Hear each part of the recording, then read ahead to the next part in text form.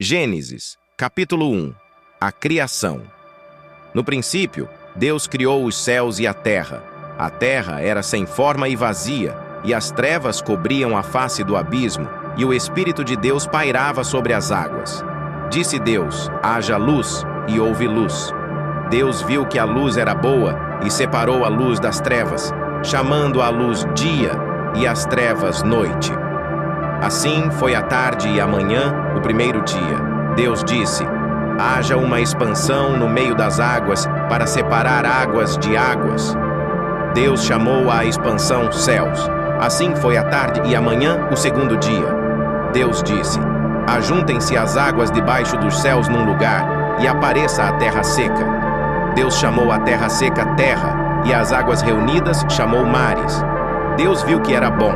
Então Deus disse: produza a terra relva, ervas que deem semente e árvores frutíferas.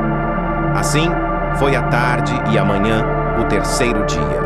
Deus disse: haja luminares nos céus para separar o dia da noite, e sirvam como sinais para as estações, dias e anos.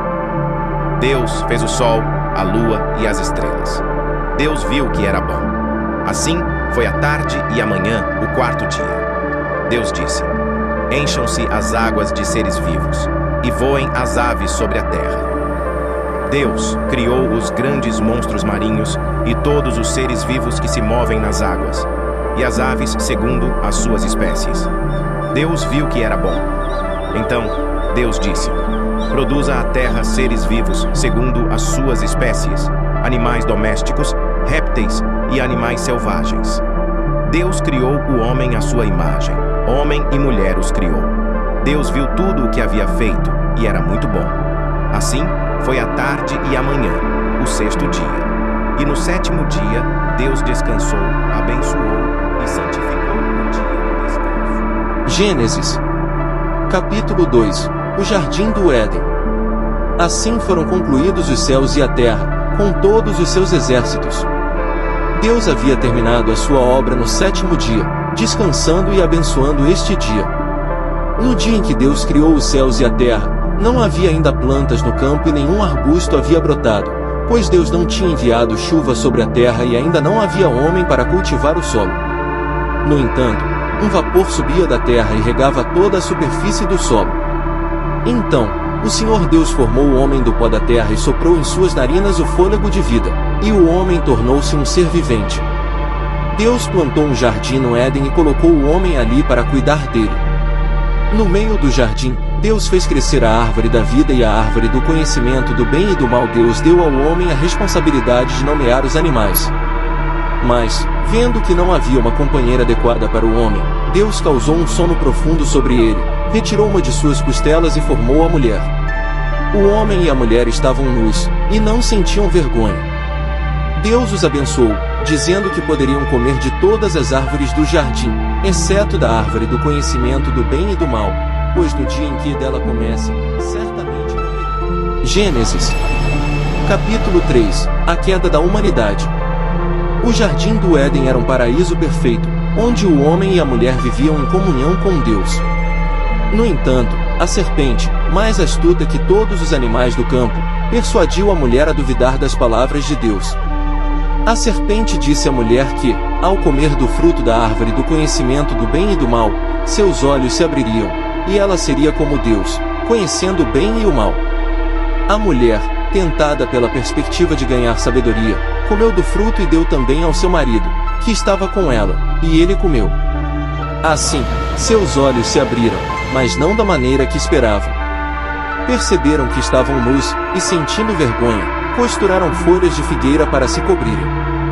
Ao ouvir a voz de Deus no jardim, esconderam-se, pois sabiam que tinham desobedecido. Deus chamou o homem, que admitiu ter comido do fruto proibido. A mulher também confessou. Deus pronunciou maldições sobre a serpente, a mulher e a terra, mas prometeu um descendente da mulher que esmagaria a cabeça da serpente.